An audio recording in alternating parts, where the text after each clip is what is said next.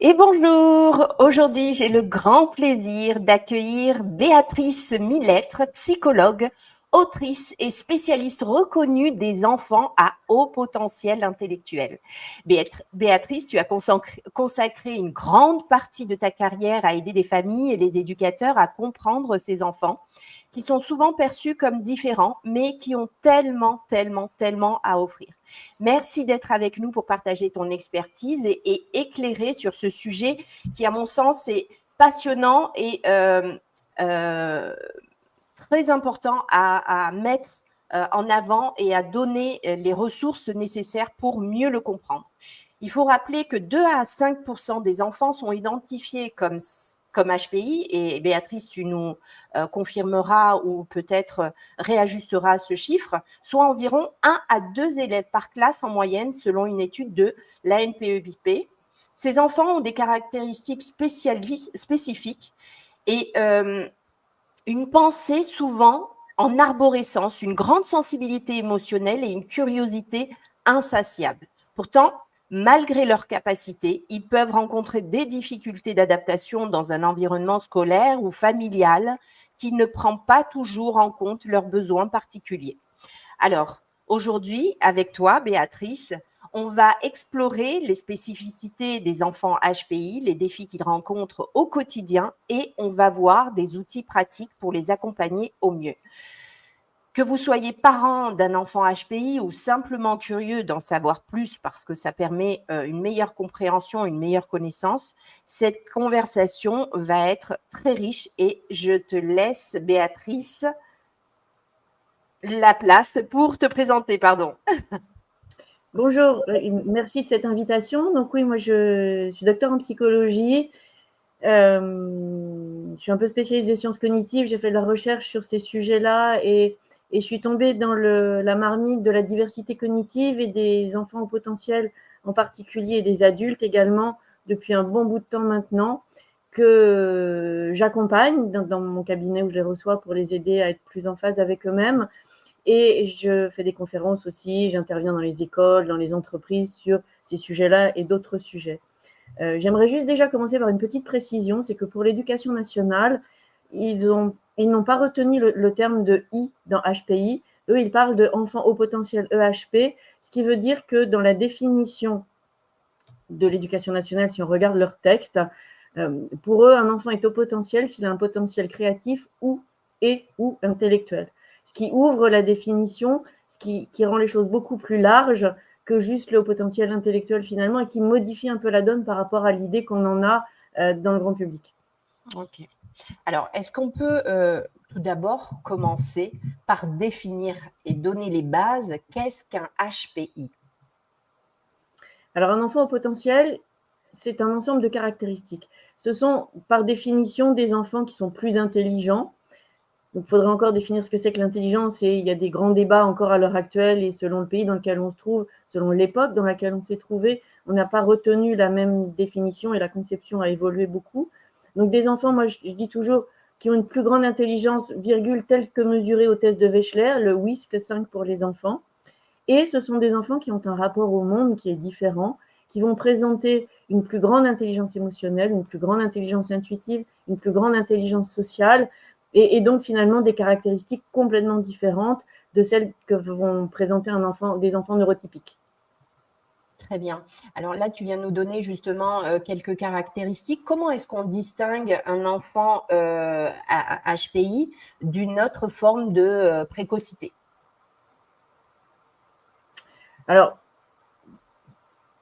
ça renvoie encore une fois à l'évolution du concept de haut potentiel.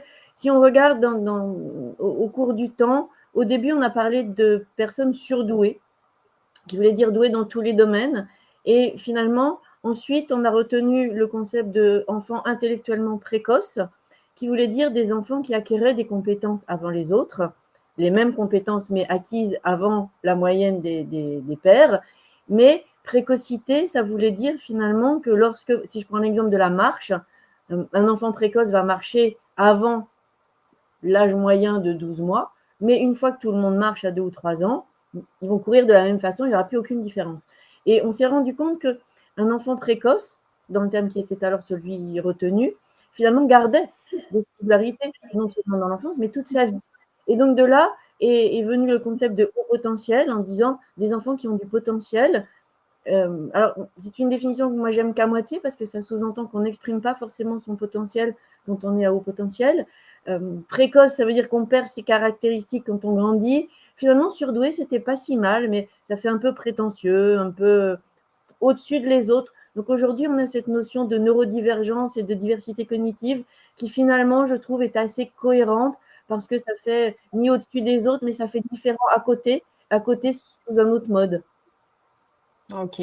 Et quels sont les signes justement les plus courants qu'on peut trouver pour identifier un enfant HPI?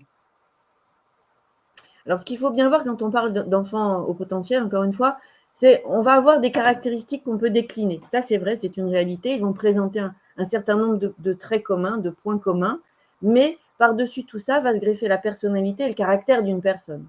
Plus les événements de vie, l'environnement dans lequel ils se trouvent, qui peuvent masquer ou révéler des caractéristiques. Globalement, ce qu'on voit, c'est que ce sont des enfants, comme tu l'as dit, qui sont curieux, qui s'intéressent à beaucoup de choses, et plus que de la curiosité, qui sont ouverts d'esprit, qui posent des questions, qui parfois posent questions à l'adulte à côté, parce qu'on va peut-être leur attribuer ce questionnement à de l'anxiété, alors que c'est juste de l'ouverture d'esprit. Un enfant qui pose plein de questions avant de faire son devoir de maths ou son DST, est souvent considéré comme anxieux, alors qu'en fait, il veut juste bien faire son job et pose des questions pour le faire. Donc, on peut avoir ces questionnements qui paraissent un peu incessants, qui, dans le fond, sont juste du bon sens. Hein. Donc, voilà, on a des enfants qui peuvent donner l'impression de ne pas tenir en place tellement ils ont cette hyperactivité aussi bien cognitive que parfois physique, que dans tous les domaines, finalement. Ils ont, en général, une grande créativité.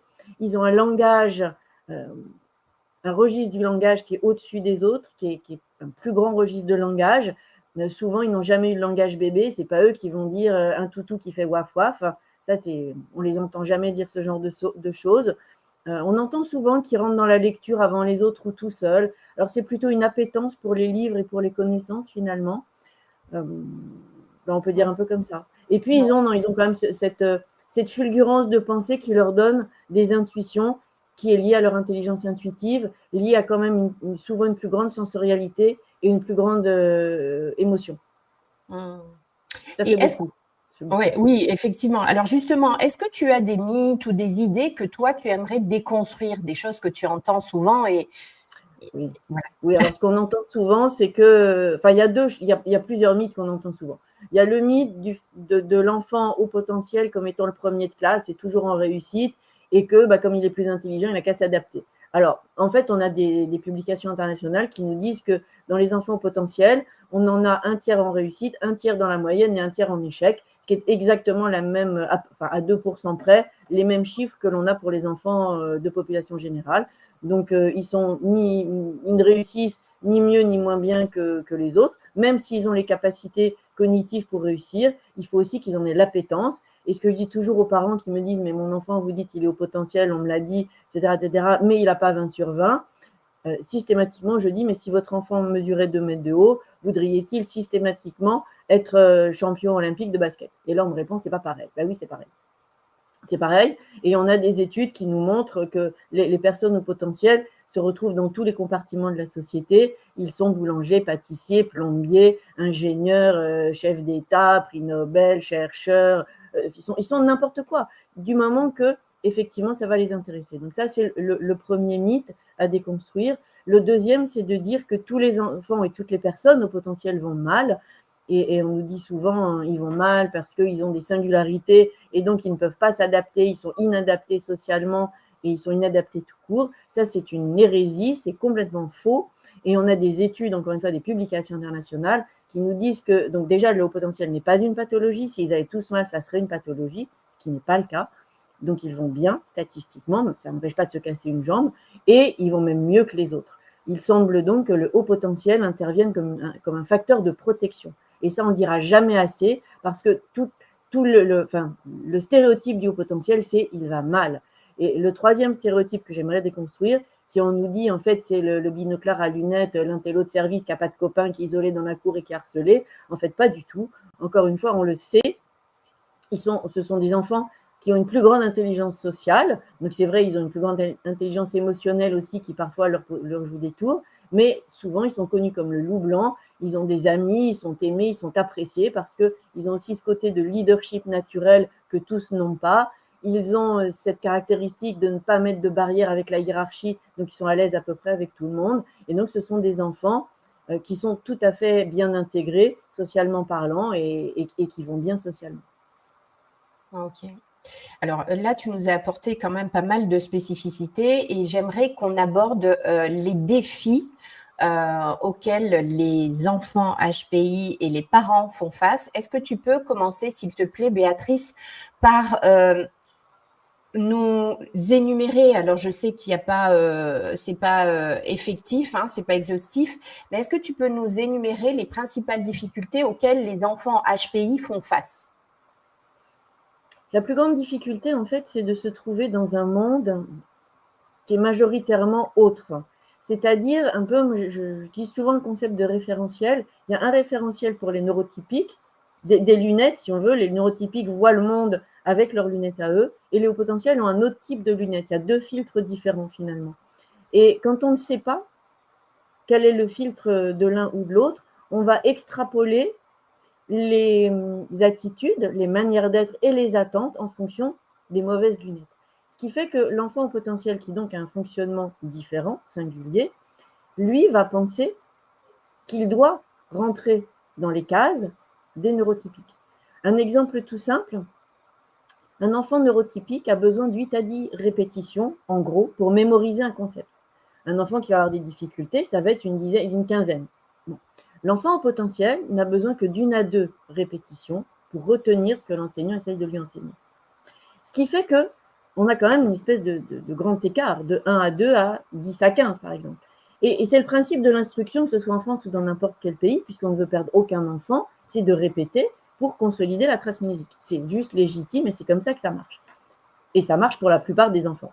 Sauf que l'enfant au potentiel, qui lui n'a besoin que d'1 à 2 répétitions, si on ne lui explique pas que ses copains ont besoin de 10 à 15, entre 8 et 15, mais à un moment donné, il va se faire des nœuds. Donc, soit déjà, premier truc, il va décrocher. Et on risque de lui dire, tu es inattentif, tu as un trouble de l'attention. Alors qu'en fait, il décroche parce qu'il connaît déjà le concept. Donc, il faut bien qu'il s'occupe. Une fois qu'on sait un truc, si on réécoute 15 000 fois la même histoire, ben, c'est normal de décrocher. Donc, il peut se passer ça. Deuxième chose, il peut se passer que, ne sachant pas que la règle du jeu et qu'on fait l'école pour tout le monde, lui, il extrapole que le voisin, il a la même capacité mnésique, que la maîtresse a la même. Et que donc, si la maîtresse, qui est un sachant, lui dit 15 fois le même truc, c'est bien qu'au bout de 2 fois, il ne l'a pas retenu. Si au bout de 2 fois, il ne l'a pas retenu, ça veut bien dire que ce qu'il sait, il ne le sait pas. S'il ne le sait pas, il faut bien mettre quelque chose à la place.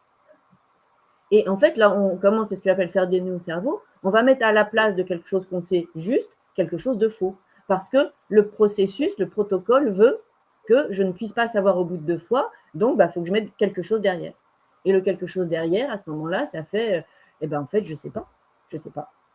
Et donc, finalement, on peut engranger une perte de confiance par méconnaissance de la règle du jeu, finalement, et des attentes et des fonctionnements des enfants qui se trouvent à côté de lui et du système en général. Donc ça, c'est l'écueil principal de méconnaissance de soi et des autres, donc qui se voit dans les processus d'apprentissage. Par exemple, on a des enfants qui vont aussi calquer leur temps de travail sur celui des copains. Donc eux, c'est pareil, si on a besoin d'1 ou 2 répétitions, ça prend ça de temps, j'en ai besoin de 15, ça prend ça de temps. Rajoutons à ça que l'enfant au potentiel a une circulation de l'influx nerveux qui va plus vite, donc son cerveau va plus vite, il comprend plus vite. Donc, on a besoin de ça, on a besoin de ça. L'autre, ils ont besoin de ça. Donc, pour travailler, qu'est-ce qu'il voit? Il voit tous les enfants qui mettent 1 heure, lui, il va mettre 1 heure pareil. Et donc, à ce moment-là, alors qu'il a besoin que de 5 minutes, il va rester à bailler aux corneilles, à faire autre chose, à distraire les copains, etc., etc. Et puis, au final, il n'aura pas fait son travail ou il va devenir très, très lent. C'est vraiment très intéressant ce que ce que tu soulignes, parce que c'est vrai qu'en classe, hein, il faut être honnête et transparent, les enseignants manquent énormément de connaissances et quand tu décris justement ces caractéristiques, hein, ces symptômes, entre guillemets, c'est vrai qu'en tant qu'enseignant, tu ne sais pas trop si, est-ce qu'il a un trouble de l'attention? Est-ce qu'il est HP? Bah, en fait, tu n'es pas spécialisé. Et très souvent, ce que je remarque, eh ben, on va le traduire comme un trouble de l'attention. Et c'est là où c'est dangereux. Pourquoi? Parce que déjà, l'enfant, ben, il est étiqueté en plus dans une mauvaise case. On va l'orienter, lui faire perdre de l'énergie, de l'estime de soi, de la confiance en soi, mettre une pression de dingue. Et en plus, ben, finalement, on va le laisser dans son décrochage scolaire parce que le temps de mettre en place toute cette orientation qui est déjà une mauvaise orientation, mais c'est terrible en fait pour l'enfant. C'est terrible. C'est terrible. Et puisque tu parles de trouble de l'attention, moi j'aimerais citer, moi je trouve ça terrible le trouble de l'attention parce que ça existe, hein, on ne va pas minimiser ça, c'est quelque chose qui existe. Mais aujourd'hui, on est en pleine recrudescence, on a l'impression qu'on a une épidémie de trouble de l'attention. Oui, parce que oui. d'une part, c'est mieux connu, c'est mieux diagnostiqué, c'est mieux pris en charge, et ça c'est très bien avec le plan gouvernemental de prise en compte des troubles neurodéveloppementaux. Mais la difficulté dans le trouble de l'attention, c'est qu'il y a des symptômes d'inattention et d'hyperactivité qui peuvent avoir une origine autre qu'un trouble neurodéveloppemental tel que le TDAH. Et ça peut être de l'anxiété généralisée, de la dépression, ça peut être plein de choses. On peut avoir aussi des manifestations qui laissent penser, quand on est au potentiel, qu'on est inattentif et alors qu'on ne l'est pas.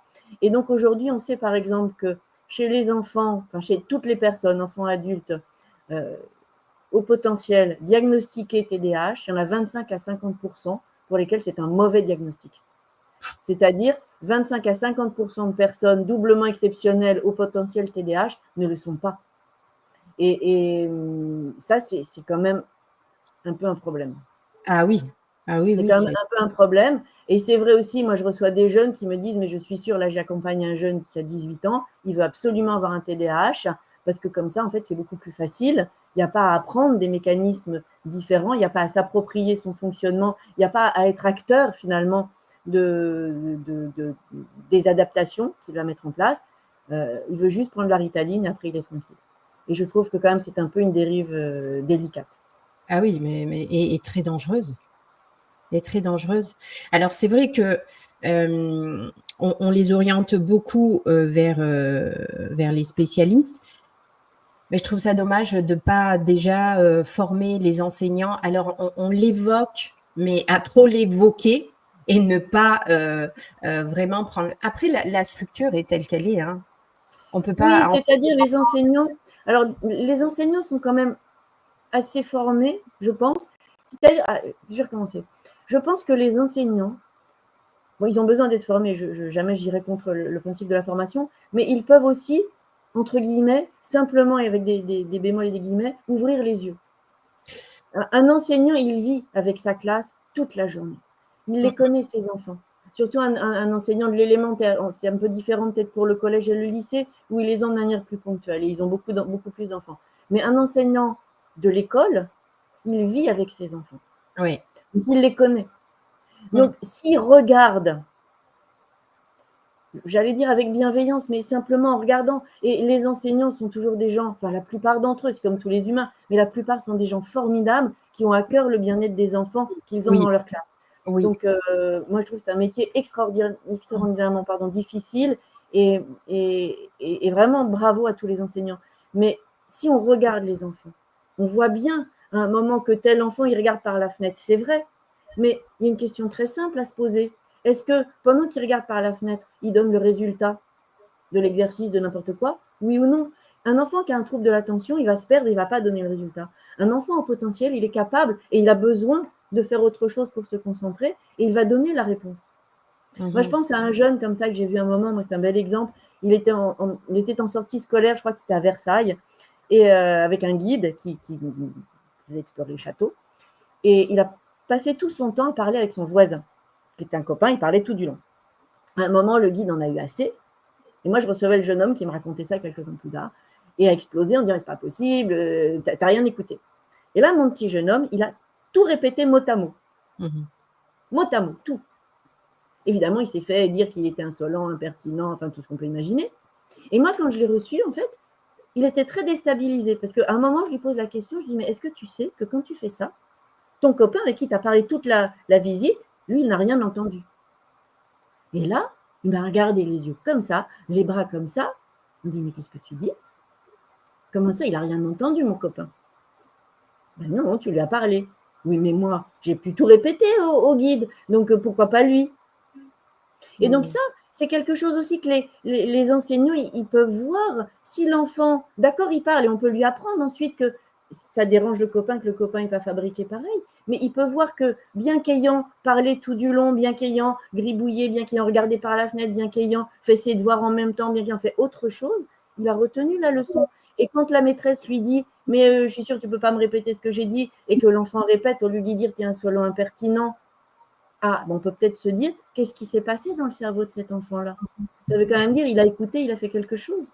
Et je pense que le regard, déjà, ça changerait beaucoup de choses, simplement en regardant. Parce que c'est vrai, quand les enseignants nous disent, vous voulez qu'on fasse des plans d'aménagement pour un cours particulier pour chacun des 30 enfants qu'on a, c'est pas possible, et ça, on est bien d'accord, c'est pas possible. Donc ça, on va dans le mur en demandant ça aux enseignants. Mais si on leur dit, regarde ton enfant là en face. Par exemple, l'enfant au potentiel, comme les adultes, ont du mal avec la routine, la répétition. Le principe, encore une fois, de l'instruction, c'est de répéter pour consolider les trucs.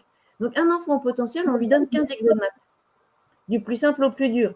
Ce qu'il faut savoir aussi, ce que je n'ai pas dit, c'est que pour une personne au potentiel, ce qui est simple est compliqué, mais ce qui est compliqué est simple. Ils sont plus à l'aise dans la complexité. Donc, l'enfant au potentiel qui connaît sa leçon de maths va être plus à l'aise dans les exos compliqués. Sauf que pour arriver à cela, il faut qu'il en ait mangé 15 avant. Comme il doit en manger 15 avant, il décroche parce que ce n'est pas intéressant. Qui sait déjà le faire et que c'est répétitif. Si l'enseignant qui le sait lui donne juste les 2 derniers, et quand moi je propose ça en accompagnement pédagogique, on me dit, ben non, Madame Millette, parce que s'il n'a pas fait les premiers, je ne vais pas lui donner les derniers. Mais commencez par les derniers, il fera les premiers après. C'est quoi le problème? Et ça ne demande pas quand même ça ne demande pas d'énergie de la part d'un enseignant. Ça ne demande pas du temps et ça ne demande pas un cours particulier. Ça demande juste un regard un peu différent. Ça, je suis tout à fait d'accord avec toi. C'est totalement vrai. Je pense que dans la majorité, comme tu l'as souligné, c'est vrai, en fait, les enseignants sont là. Pour moi, voilà, la plupart, la majorité, c'est vraiment des vaillants et très bienveillants.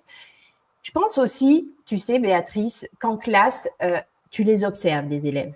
Certes, tu peux être dérouté quand un enfant s'agite beaucoup, mais tu l'as expliqué, où il faut être vigilant là-dessus. Sur cet enfant-là, il faut se dire, tiens, comme tu dis, est-ce qu'il ne capte rien de ce qu'on explique ou est-ce qu'il s'ennuie, du coup, il va faire autre chose pour s'occuper. Mais une autre réalité très importante à souligner, c'est le temps de réaction, le temps de mettre en place les choses. C'est-à-dire que ça, c'est une réalité terrible. C'est-à-dire qu'avant qu'on prenne en compte la réalité de l'enfant, je ne te mens pas, ça peut durer des années, mais au moins déjà 1 an. Et cette réalité-là, elle est terrible. Oui, mais là, on ne parle pas de la même réalité. Effectivement, ça peut demander 1 an quand on demande une équipe pédagogique et des aménagements spécifiques pédagogiques, comme on peut les demander pour un enfant qui a des troubles ou des difficultés spécifiques avérées. Un enfant au potentiel, simplement de lui dire « tu ne fais pas tes devoirs parce que tu sais déjà les faire, tu n'en as pas besoin ». C'est quoi le problème? Le principe, c'est qu'il apprenne et il acquiert ce que vous, les enseignants, vous lui transmettez. Donc, si le soir, chez lui, les devoirs, il n'en a pas besoin parce qu'on le voit sur ses résultats, pourquoi on l'oblige à faire les devoirs? Ça, c'est un aménagement qu'on peut demander et ça va demander, je suis d'accord, les PAP, PAI, PAS, enfin tout ce qu'on veut, les plans, les PPRE, les trucs, ça demande parfois 1 an. Moi, je vois des fois, on les demande en septembre et on les a en juin. On est d'accord. Donc après, on se dit, on a tout raté, il faut recommencer. Mais il n'y a pas besoin d'un PPRE pour… C'est ça que je veux dire. Il y a beaucoup d'aménagements qui peuvent être faits sans PPRE. Moi, je vais prendre l'exemple, c'est un exemple que j'aime beaucoup d'une enseignante qui est venue me voir à un moment pour me parler d'un de ses élèves. Donc, elle avait dans sa classe un petit garçon, on était, je pense, CE1 ou CE2, je ne sais plus, il faisait les divisions. Et elle me dit, je viens vous voir parce que j'ai un enfant, quand on fait la division, donc il fait son bâton, là, il pose son machin, mais il met que le résultat. Il n'y a rien au milieu. Il n'y a pas de cheminement, il y a la division avec le résultat, c'est tout. Et donc moi, instinct, me dit-elle, spontanément, j'avais envie de dire, arrête de copier sur le voisin. Voilà, on se dit, voilà, tu as juste recopié sur le voisin, tu n'as pas pu voir bien le milieu, les étapes, donc tu mets sur ça. Et elle est venue me voir justement, moi j'adore cet exemple, parce que cet enfant dont elle parlait était malvoyant. Ce qui fait qu'il ne pouvait pas copier sur le voisin. Et donc là, cette jeune femme s'est dit, s'il ne copie pas sur le voisin, comment fait-il pour avoir le résultat? Et elle avait essayé, enfin, c'était pas juste, elle avait essayé, mais met les étapes. Et cet enfant ne savait pas mettre d'étapes. Donc, c'est ça aussi qui aurait renforcé sur un enfant voyant l'idée qu'il avait copié. Non, je ne sais pas, parce que j'ai juste regardé, hop, j'ai copié. Ça, c'est ce qu'on appelle l'intuition mathématique. Et effectivement, j'en ai parlé brièvement tout à l'heure, les personnes au potentiel ont une plus grande intelligence intuitive, et notamment l'intelligence mathématique, que petit à petit, ils perdent en faisant des maths, parce qu'en maths, on doit justifier, argumenter, mettre les étapes, ouvrir les parenthèses, etc. Donc, certains le perdent, d'autres pas. Mais des enseignants qui voient ça, on peut aussi se dire quand même qu'un enfant, spontanément, c'est un enfant, c'est pas machiavélique. Alors oui, évidemment, il va essayer de copier, on est à l'école, c'est un enfant qui ne l'a pas fait, enfin voilà, c'est l'école, parce que voilà. Mais il n'est pas machiavélique. Donc si à un moment donné, cet enfant dit, je ne sais pas comment j'ai fait, mais que le résultat est juste 1 fois, 2 fois, 3 fois, 5 fois, 20 fois, il ne copie pas à chaque fois. C'est ça que je veux dire. Donc, je suis très partisane de changer le regard. Et il n'y a pas besoin de plein d'aménagements. Ah, mais ça, je suis totalement d'accord. Tu prêches une convaincue. Je pars du principe qu'on a, même s'ils sont nombreux en classe, ils ne sont pas sujets tous à des particularités. Donc, ces enfants qui sont, voilà, un petit peu à côté de la norme, qui ont des particularités où on voit qu'ils sont pas attentifs, etc. Ceux-là doivent demander effectivement plus d'attention, plus d'observation et plus de connaissances. Forcément, ça va de l'intérieur de la maison à la classe, créer une communication pour justement mieux comprendre. Parce que sinon, soit on le met de côté et là, il y a décrochage scolaire assuré, parce qu'à un moment donné, voilà, c'est mathématique pour le coup. Ou sinon, voilà, et puis surtout son estime de soi, sa valorisation, et puis sa perte de goût en fait. Oui, et puis de manière, même si je vais plus loin, ce que je disais tout à l'heure en début, c'est qu'une personne au potentiel reste au potentiel toute sa vie. Ce qui veut dire que son fonctionnement, ses singularités, ses particularités cognitives seront les siennes toute sa vie. Et donc l'école, je pense, l'école, les parents, quand on fait grandir un enfant, voilà, quand ça grandit un enfant, il faut bien qu'il grandisse avec qui il est lui, pas qui sont les autres et pas qui il pense qu'il doit être en fonction de l'interaction qu'il a avec le monde autour de lui. C'est lui qui va grandir dans sa peau. Il ne faut pas que ce soit dans la peau d'un voisin. Et donc, c'est ça aussi. Ce n'est pas exactement le rôle de l'école, mais un peu quand même, d'une façon ou d'une autre. Et il faut bien les emmener à être eux-mêmes, les enfants. Et ça, c'est une réalité aussi. Justement, comment est-ce que l'hypersensibilité émotionnelle, elle se manifeste chez les enfants au potentiel intellectuel? Oui, alors, comment dire, l'hypersensibilité, souvent on nous dit qu'ils sont susceptibles. Alors, l'hypersensibilité, en fait, il y a plusieurs choses dedans. Il y a déjà une question de perception des émotions, j'ai envie de dire, de curseur. Ce qui veut dire que, par exemple, les enfants au potentiel vont percevoir chaque variation très minime de chaque fluctuation émotionnelle chez eux et chez les autres. Un peu, comment je peux dire ça, quelqu'un entre guillemets neurotypique ne va considérer qu'il a de la fièvre qu'à partir de 38. Un haut potentiel pourrait considérer qu'il est fébrile, qu'il sent les symptômes d'une fièvre, comme à 38 chez un neurotypique, quand il est à 37,2. Et ça arrive, c'est une réalité aussi. Donc, une petite fluctuation comme ça, ils vont le percevoir. Donc, il y a cette sensibilité-là, comme si j'appuie comme ça sur le bras d'un neurotypique, il ne va rien sentir, il va juste sentir un appui. Je caricature. Le haut potentiel, il va avoir l'impression que je lui casse le bras. Parce que donc la perception sensorielle ou émotionnelle, c'est pareil, mais là pour l'exemple qui est sensoriel, ça, il va le percevoir, alors qu'un neurotypique ne va commencer à percevoir qu'à ça. C'est un peu simpliste, mais c'est ça. Donc, si là, quand je t'appuie sur le bras, tu as le sentiment que je te casse le bras, ta réaction va être celle de quelqu'un à qui on casse le bras. Donc, tu vas te mettre à hurler. Et puis, tu vas m'engueuler, puis tu vas, je sais pas quoi, tu vas aller un peu dans l'autre sphère. Alors que les autres, on lui renvoie, mais enfin, c'est complètement débile, t'as rien senti, arrête de faire ta chochotte, arrête de je sais pas quoi. Donc, il y a ça, cet aspect-là déjà, c'est de dire que, en fait, c'est pas de la sensiblerie, c'est pas de la susceptibilité, c'est de dire qu'effectivement, si on me casse le bras, je réagis. Et donc ça, effectivement, de l'extérieur, c'est très compliqué parce que les gens ont l'impression qu'ils exagèrent, qu'ils en font trop, qu'ils ne savent pas se contrôler, qu'ils ne savent pas gérer leurs émotions, etc., etc. Mais imaginons-nous avec l'impression qu'on nous casse le bras toutes les 2 minutes, c'est très désagréable. Ah oui. Et donc, on a cet aspect-là. Et donc, peut-être aussi, c'est accepter que ces enfants, peut-être ils sont susceptibles aussi, peut-être qu'ils font leur chochotte, peut-être tout ça, bien évidemment, mais peut-être simplement, ils n'ont pas la même sensibilité. Et c'est ça qui les fait réagir, par exemple. Et ça, c'est vrai que c'est compliqué. Ça peut se manifester aussi, je parlais tout à l'heure de plus grande intelligence sociale. Ce sont des enfants qui ont des valeurs, et ça, on l'entend tout le temps. Le sens de la justice, ou plutôt de l'injustice, et le besoin d'équité, plus que de justice d'ailleurs, le besoin d'équité, mais c'est chevillé au corps. Ce qui fait que moi, je vois des enseignants qui me disent « Ah bah oui, bah telle petite fille, oui, c'est les petites concierges, parce que dès qu'il y a un truc qui ne va pas dans la cour, ils viennent nous le dire. » Mais oui, mais pourquoi vous laissez passer? Pourquoi on laisse passer? C'est ça. Voilà. Pourquoi on laisse passer? Il y a un enfant qui tape un autre, oui, c'est pas grave. Mais comment c'est pas grave? On n'a pas le droit de taper dans la loi. Donc pourquoi un coup oui, un coup non, un coup je sais pas, un coup j'ai le droit d'être injurié, un coup j'ai pas droit, un coup je sais pas, un coup voilà. Et donc ce sont des enfants qui ont ce blanc et noir un peu manichéen, surtout enfants. Après ça se nuance hein, évidemment parce qu'ils grandissent, mais c'est interdit ou c'est autorisé. Ça peut pas être un entre-deux. Et dans le fond ils ont raison. Dans le fond ils n'ont pas tort. Mais ça chiffonne un peu de l'extérieur.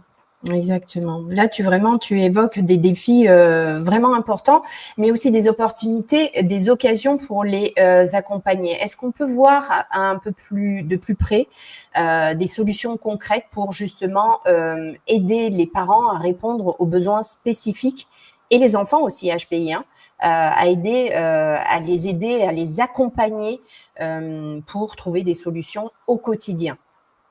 Alors, quels conseils pratiques est-ce que tu donnerais aux parents pour justement soutenir les enfants HPI dans leur soif d'apprendre, tout simplement, déjà? Ça, c'est compliqué. Ça, c'est compliqué parce que c'est pas compliqué de les accompagner dans leur soif d'apprendre. Je veux dire, ça, c'est pas compliqué. Un enfant qui a envie d'apprendre, eh bien, ce qui est compliqué, c'est un peu la logistique, si je peux dire, mais vous l'emmenez au cinéma, vous l'emmenez au musée, vous l'emmenez faire le tour du pâté de maison, vous l'emmenez faire du vélo, vous l'emmenez faire des choses. Voilà, ils ont besoin de faire des choses, mais j'ai envie de dire un peu comme tout un chacun. Ce que j'aimerais dire quand même, c'est que, et ça on le sait aussi, on a des publications internationales qui me le disent, ce qui est bon pour un enfant au potentiel est bon pour tous les enfants neurotypiques y compris. C'est-à-dire, par exemple, ils ont besoin de sens, ce sont des enfants qui ont besoin de sens pour faire les choses, mais on le sait aujourd'hui que sans sens, pour n'importe qui, c'est plus compliqué. Donner du sens à un neurotypique, ça va être beaucoup plus fluide et beaucoup plus facile pour lui également. Donc, ce qui est vrai pour un haut potentiel, c'est vrai pour tout le monde, d'une part. Donc, d'accompagner la soif de connaissance d'un enfant au potentiel, finalement, mettez-lui des documentaires, allez à la bibliothèque prendre des livres, faites avec lui, faites des tas de choses. Ça, c'est pas si compliqué que ça, finalement. Aujourd'hui, on est dans un monde où on peut avoir accès à plein d'informations.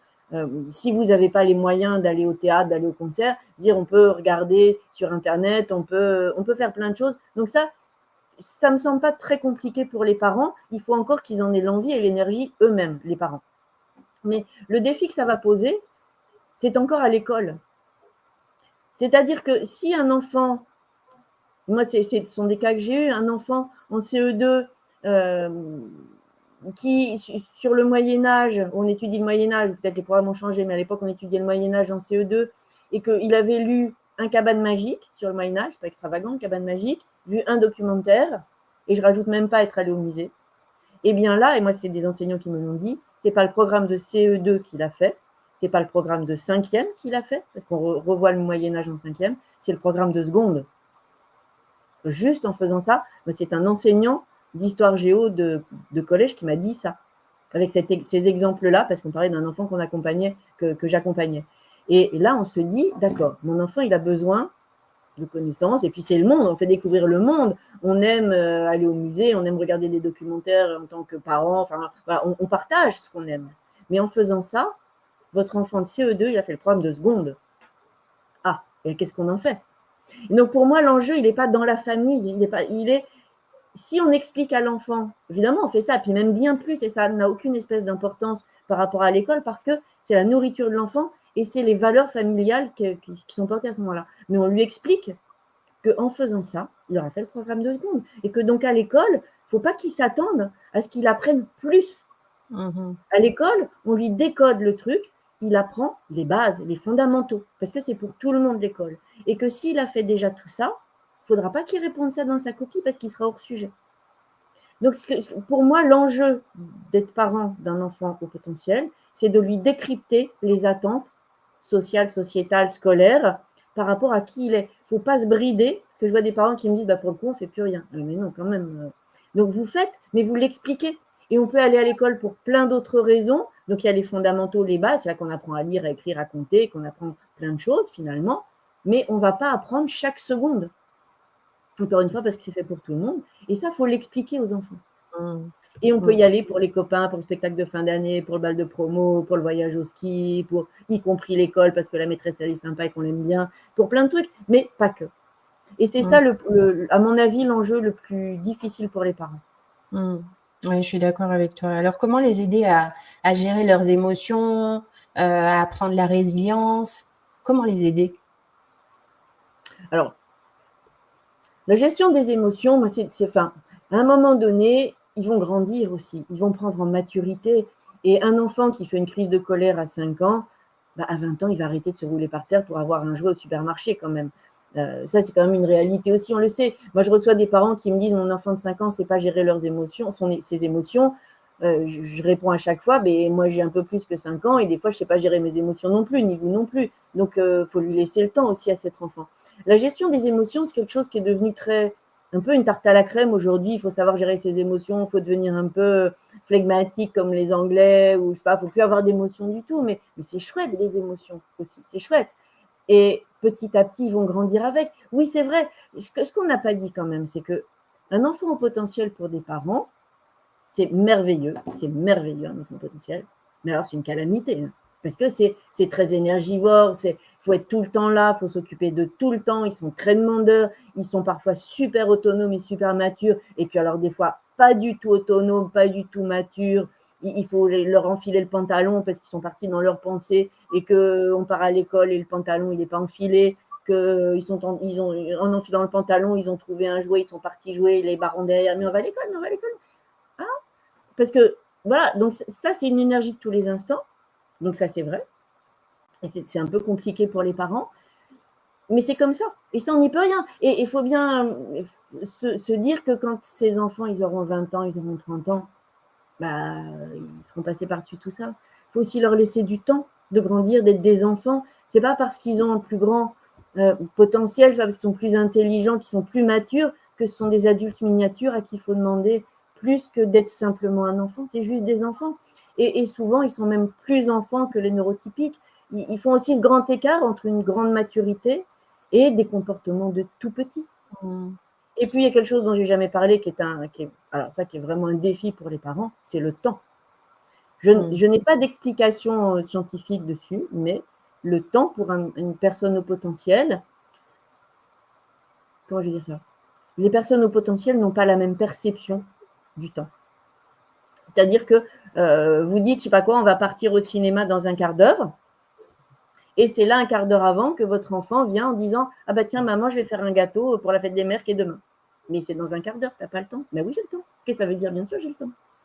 Et cette gestion du temps, cette perception du temps est très, très différente, j'ai envie de dire, très particulière. Ils ont 20 ans, le temps, ça ne veut pas dire la même chose non plus. Ça ne défile pas de la même façon. Et pour des parents, c'est compliqué. Pour connaître ça, c'est compliqué. Et ça, cette perception du temps et ces difficultés temporelles, à 20 ans ou à 18 ans, vous pouvez toujours être derrière pour l'emmener au lycée parce que sinon, il sera en retard. Alors justement, Béatrice, tu parlais justement des parents. Hop, il y a eu un petit problème technique. Alors justement, là, tu parlais des parents. Comment est-ce que eux aussi, on peut les aider émotionnellement à accompagner les enfants HPI? Parce que tu parlais d'épuisement, tu parlais que c'était énergivore, que ça pouvait prendre énormément. Oui, ça pouvait les épuiser. Comment est-ce qu'on peut les accompagner déjà émotionnellement? Alors, ce qu'il faut dire déjà quand même, avant d'accompagner les parents émotionnellement, c'est que quand on est au potentiel, donc il y a une part de terrain familial, une part d'hérédité, de généalogie, mais il y a une part de l'environnement aussi. Et on sait, alors de manière tout à fait simpliste et schématique, c'est que, en gros, les gènes de l'intelligence sont bridés à hauteur de 60% par l'environnement, ou révélés à hauteur de 60% par l'environnement. Ça veut dire que vous avez des prédispositions ou une structure cognitive spécifique en étant au potentiel, en venant au monde, mais ça va être favorisé, révélé, accentué par l'environnement. Ce qui veut dire qu'effectivement, le rôle des parents est prépondérant. Et je prends un exemple très simple. Si vous êtes des parents d'un enfant au potentiel et que votre enfant, je sais pas quoi, aime la chimie et que vous lui offrez un coffret de chimie, vous allez permettre d'exprimer son potentiel. Si vous n'avez pas des moyens, si vous n'avez pas cette connaissance, si vous n'avez pas cette ouverture sur la chimie, tout simplement, vous n'allez pas lui offrir une boîte de chimie. Et c'est très schématique, hein, mon exemple, et je jette la pierre à personne, évidemment. Et dans ce cas, vous allez brider l'expression de ses capacités cognitives. Donc, le rôle des parents et de l'environnement au sens large, donc on retombe aussi sur l'école encore une fois, mais 60% l'environnement dans l'expression entre guillemets, l'intelligence. Donc, c'est important pour un parent d'accompagner son enfant dans l'expression de qui il est, pas dans l'expression de qui on pense qu'il devrait être ou qui le système nous dit qu'il doit être. Ça, c'est fondamental. Et je ne suis pas sûre que les parents s'épuisent à partir du moment où ils savent qui est leur enfant et qu'ils le font en conscience. Je pense que ce qui fait la différence, c'est de le faire en conscience et en connaissance de cause, parce qu'à ce moment-là, ce n'est pas subi. Moi, j'ai vu des parents qui ont choisi de déménager de Paris en Bretagne, je crois qu'ils étaient partis, parce que leur fille au potentiel était hypersensible, sensoriellement parlant, et ne supportait pas la frénésie parisienne, on va dire. Et ses parents avaient choisi, c'était possible aussi professionnellement pour eux, de déménager dans un environnement beaucoup plus serein pour le bonheur de leur fille. Alors, je ne dis pas qu'il faut faire ça à tout le monde, mais il faut être à l'écoute de son enfant. Et à ce moment-là, ça demande de l'énergie, mais vous pouvez préparer le repas avec votre enfant à côté de vous. C'est de l'énergie, il est en train de faire le puzzle par terre s'il est petit, il est assis sur le plan de travail avec vous à tourner dans la marmite. Vous pouvez faire en même temps avec, vous pouvez partager ces moments-là au lieu de se dire finalement, je le laisse de côté. Et souvent, ce que je vois chez les parents d'enfants au potentiel, c'est que, alors ils arrivent chez moi en disant je me suis oubliée et par exemple j'ai une carrière qui n'est pas celle que j'aurais eue ou que idéalement j'aurais aimé avoir. Enfin, je pense à un monsieur qui est venu me voir en me disant mon rêve c'était de travailler dans l'humanitaire et voilà pour m'occuper des enfants et de leur offrir un quotidien de qualité et de qualité financière. Il travaille dans la finance en disant mais pour le coup je me suis oubliée en route. Et en fait c'est pas s'oublier en route, c'est penser à soi autrement en disant que pendant quelques années effectivement ce qui est le plus important, ce qui est prioritaire, ce qui est prépondérant, c'est le bien-être des enfants. Et dans ce cas, oui, effectivement, il y a un choix à faire entre j'ai une carrière, je ne sais pas quoi, et je pars au bout de la terre tous les 2 matins, ou je suis à la maison pour m'occuper de mes enfants parce que c'est leur bien-être que je privilégie, et je repartirai 5 ans plus tard dans une autre voie qui sera à ce moment-là beaucoup plus possible pour moi que ça ne l'est maintenant. Donc, c'est aussi penser à soi autrement. Et je pense que c'est aussi du bon sens de dire que quand on est parent, le rôle d'un parent, c'est de s'occuper de ses enfants. Et les accompagner. Non, mais on ne met pas des enfants au monde pour les laisser en plan. Ça ne devrait pas être le cas. Il y a plein de gens qui le font. Il y a des gens qui le font. Mais quand on est parent, on est là pour qu'on emmène nos enfants jusqu'à l'âge adulte et qu'ils soient des adultes d'aplomb dans leur basket. Donc, Ouais. c'est pas s'oublier en route, c'est penser à soi autrement. Et quand on fait ça, finalement, en conscience, en connaissance de cause, il n'y a pas de frustration. Oui, il y a des moments où c'est trop d'énergie, il y a des moments, mais c'est pas grave. Vous pouvez dire, attends, là, je me fais un break 5 minutes, toi, tu as la récré à l'école, moi, je rentre, je prends mon livre dans le fauteuil et tu me laisses 5 minutes. Et votre C'est enfant, il est à côté en train de lire, en train de faire autre chose. Et on trouve toujours comment faire. Mais à condition de ne pas le laisser en plan, de ne pas dire, oui, le sommeil des enfants, par exemple, souvent le soir, c'est compliqué parce qu'ils ont des questions, parce que s'il y a plein de choses, et bien on ne laisse pas hurler tout seul dans son lit. On ne laisse jamais hurler un enfant, c'est pas vrai. c'est vrai. Mais c'est Comment du temps, mais c'est penser à soi autrement. Et si on fait ça, si vous voulez, c'est très valorisant quand vous avez un enfant qui ensuite a 18 ans, 20 ans, et vous voyez par rapport aux copains, ou même 14 ans, 15 ans, et vous le voyez, il est bien dans ses baskets, il est épanoui, il a cette maturité, vous avez tout gagné. Alors sinon, exactement. votre enfant, il est en conseil de discipline, il est je sais pas quoi. Mais c'est pas le même. C'est pas le même. Pas du tout. Et souvent, en fait, comme je le répète souvent, c'est nous qui incarnons l'exemple. Donc, et pour ça, il faut prendre soin de soi et pour mieux les accompagner. Est-ce que tu as justement des ressources que tu conseillerais, alors je sais que toi tu en partages déjà beaucoup, pour aider les parents qui savent pas comment aider leurs enfants à HPI? Je pense que effectivement, et moi, ça c'est encore arrivé hier avec une jeune fille que j'ai reçue pour la première fois hier et qui est HPI et qui me dit j'ai fait un bilan HPI. On m'a dit que j'étais HPI et personne ne lui a jamais expliqué, ni à ses parents d'ailleurs, ni à sa maman, ni à son papa, comment elle fonctionne. Et ça arrive vraiment très souvent.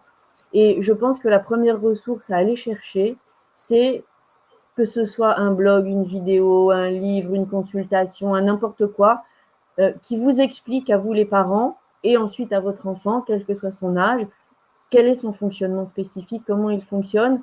Et donc partant de là, vous allez pouvoir lui expliquer comment mieux travailler, comment son travail va être plus fluide, comment la vie quotidienne va être plus fluide et plus sereine pour tout le monde.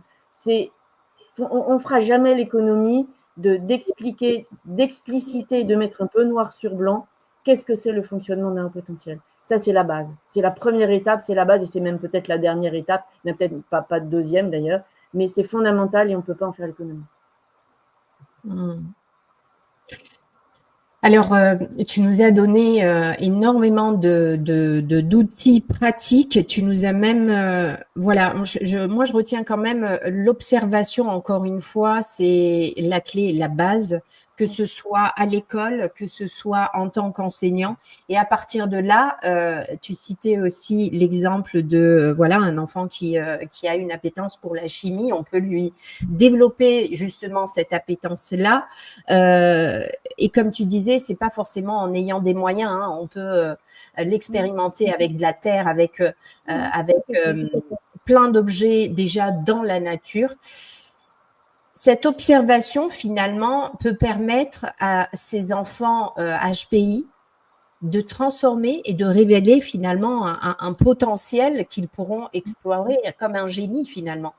Une zone de génie qu'ils peuvent exploiter, explorer. Zone de génie, je ne sais pas si j'irai jusque-là, mais oui, bien sûr. Et quand tu disais les observer, c'est vrai, c'est valable aussi pour les parents.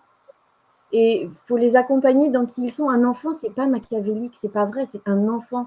Donc même si à la maison, votre enfant il fait des crises, on me dit Merci souvent, de mais il est répéter. opposant. Il est opposant. Merci Mais de il n'est répéter. pas opposant parce que si vous regardez a posteriori, il a raison à tous les coups quand même, ou très souvent, il a Ouais, raison. Il n'est pas ouais, opposant, il a besoin de sens, il a besoin qu'on lui dise pourquoi faire des ouais. choses. Donc il faut lui expliquer avec des mots qui soient adaptés à son âge, bien évidemment. On me dit souvent, mon enfant, il n'a pas le sens de l'effort. Ben non, pourquoi il aurait le sens de l'effort? S'il peut réussir sans effort, c'est quand même super mieux. Les pieds en éventail dans la chaise longue et bing, il a le résultat de l'équation de maths, que demande le peuple. Et donc, ces enfants-là n'auront jamais le sens de l'effort parce que c'est contraire à leur efficacité, à leur efficience. Donc, il ne faut pas leur demander ça. Ça ne marchera pas. Donc, il faut aussi que les parents ils les regardent pour qui ils sont et les accompagnent dans qui ils sont en sachant que ce n'est pas un enfant qui est volontairement machiavélique. Ici, il vous dit, s'il fait une crise parce que vous lui demandez un truc et qu'il ne le fait pas, c'est qu'il a des raisons. Il ne sait peut-être pas les exprimer. Alors, moi, les parents me disent, mais il ne m'exprime pas. Mais non, mais parce qu'il ne sait pas exprimer non plus. Il n'a pas l'idée pourquoi il fait ci, pourquoi il fait ça. Et d'ailleurs, ils s'en veulent beaucoup, les enfants derrière, en disant mais je suis pas gentil, je suis méchant, j'arrive pas. Non, c'est pas vrai, c'est juste qu'il y a d'autres mécanismes et que ce sont ces mécanismes-là qu'il faut aller chercher en voyant que cet enfant, mais sont des gentils, comme tous les enfants, j'ai envie de dire, mais peut-être un peu plus que les neurotypiques. Ils ont des valeurs, ils sont gentils, ils sont généreux, ils sont. Enfin voilà, faut les prendre pour ce qu'ils sont, déjà juste des enfants. Exactement, mais c'est tellement important de souligner que les enfants sont des enfants. Et je le répète parce que c'est vrai, en classe, la réalité fait que, ben voilà, cette pression du programme, cette pression académique met les enseignants déjà dans une posture de stress. C'est une réalité. Bien Mais sûr. je trouve ça très important de redire, arrêtez, les enfants ne le font pas exprès. Non, ils On font peut, pas exprès. Non, ils font. effectivement, ouais, comme un Alors, parent. ils peuvent parce que ce sont des enfants, donc c'est pas tout ou rien, évidemment. C'est des Voilà, enfants. et puis ils se découvrent aussi, ils se découvrent. Mais ces enfants-là, alors moi je dis quelque chose que je répète souvent, je dis ben en fait c'est plus facile avec des enfants comme ça de les faire évoluer, de les faire progresser, parce que c'est évident. C'est évident. Et pourtant, ça peut sembler paradoxal de dire que c'est évident. Mais si un enfant qui ne rentre pas, entre guillemets, dans les cases, c'est-à-dire qui se comporte différemment, ben oui, c'est plus facile d'aller vers lui. Parce qu'en fait, c'est apparent. C'est apparent. Et donc, on va pouvoir aller voir d'où il est et où on peut l'amener en explorant, en allant chercher, en collaborant avec le parent, en co-créant et en co-créant avec l'enfant. Donc, au lieu de le voir comme quelque chose de oui, mais qu'est-ce qu'on en fait, etc., changeons de perspective et voyons ces situations comme des occasions plus simples d'aller directement vers ces enfants-là. Exactement. Et si je rajoute ce que je disais tout à l'heure, c'est que ça permet aussi de faire grandir toute la classe. Exactement. Comme je disais tout à l'heure qu'un enfant au potentiel a besoin de sens, mais c'est bénéfique pour toute la classe, finalement. Exactement. Toute la classe rentrera beaucoup plus facilement dans des apprentissages qui font sens que des apprentissages qui font, entre guillemets, un peu bêtement, sans savoir pourquoi. Ça profite à tout le monde. Et on voit par exemple les cartes mentales qui, il y a 20 ans, n'existent pas et qui sont un outil qui sont utiles pour les hauts potentiels notamment. Aujourd'hui, c'est utilisé par tout le monde. Et ça marche pour tout le monde. Donc c'est vrai qu'il faut aussi voir ça comme des opportunités de faire grandir tout le monde finalement et d'aider tous les enfants. Exactement. Et il faut aussi retenir une chose très importante de ce qui se passe aussi en classe, c'est, et tu l'avais déjà évoqué, tu as dit, mais on ne passe pas la journée en fait en train d'apprendre. Et c'est vrai, c'est vrai. Et l'enfant qui sait déjà, qui a ces facilités-là, peut justement découvrir d'autres facettes de l'apprentissage, développer des compétences sociales et voir comment se valoriser aussi lui-même, découvrir que waouh, mais j'adore aider. Oui, ils aiment bien le tutorat. Souvent, ils aiment bien le tutorat. Exactement. Donc, et puis, on peut leur donner d'autres choses à faire. Oui, bien sûr. Bien sûr. Exactement. Devenir des tuteurs, c'est intéressant. Et parfois, le parent va se mettre en posture de se dire oui, mais bon, moi, j'ai pas envie que mon enfant passe son temps à. Mais si, en fait, parce que ça va. C'est bien pour lui, mais bien sûr, ça l'emmène vers les autres. Ça lui permet de comprendre aussi la structure de pensée des autres et d'interagir et d'interagir au mieux avec les autres, oui, bien sûr.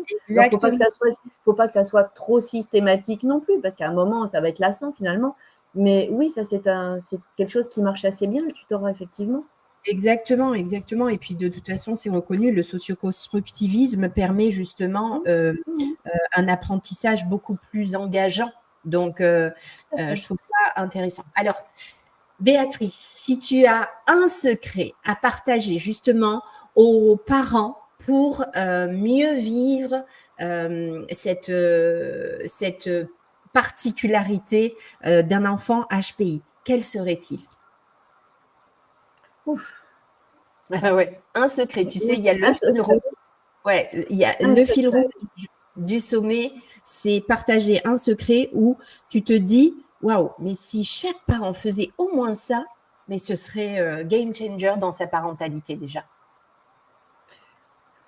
Le seul secret, c'est amusez-vous avec vos enfants, profitez-en et le seul secret, je crois, ce que je suis en train de dire, c'est laissez-les aussi vous apprendre des choses et vous remettre. Ils vont vous challenger, ils vont vous remettre en question, mais acceptez-le. C'est super de grandir aussi vous-même avec votre enfant. Donc, partagez des moments. C'est super épanouissant, un enfant au potentiel. Faites des tas de trucs avec lui, partagez, rigolez, profitez-en. Soyez pas le copain, mais voilà, laissez-le vous apprendre des tas de trucs. Un ado qui vous fait rentrer dans son monde de manga, d'animé, de ce que vous voulez. Mais c'est merveilleux. Allez-y, foncez, sautez dedans à pieds joints. Et donc voilà, profitez de votre enfant à chaque seconde parce que c'est merveilleux, un enfant au potentiel. Encore une fois, comme tous les enfants, mais ceux-là peut-être un peu plus parce qu'ils sont plus riches, ils sont intenses. Mais allez-y dans l'intensité, c'est super chouette, n'hésitez pas, quoi. Ah, c'est top. Jouer avec eux. Merci infiniment, Béatrice. Tu nous as permis justement de démystifier le haut potentiel intellectuel tout en offrant des pistes concrètes et bienveillantes pour accompagner ces enfants au quotidien. Alors à vous, parents, rappelez-vous, chaque enfant est unique et on le répétera jamais assez et mérite d'être compris, vu, soutenu, entendu dans son individualité. Béatrice, tu as peut-être un dernier mot. Là, tu viens d'inviter les parents à jouer avec leurs enfants, quels qu'ils soient, atypiques ou pas. Jouer, profiter en fait de l'enfance. Oui, de partager des moments ensemble, voilà, juste partager. Partager. Donc, partager. Mais oui, c'est fabuleux, partager. Vous n'avez pas mis des enfants au monde pour les laisser dans un coin, donc partager avec eux, c'est merveilleux de partager avec un enfant. C'est top. Merci beaucoup, Béatrice. Et chers parents, je vous retrouve pour une prochaine conférence. Merci infiniment, Béatrice. Merci à toi, Kima. Et je te dis à très bientôt. À très bientôt. Merci.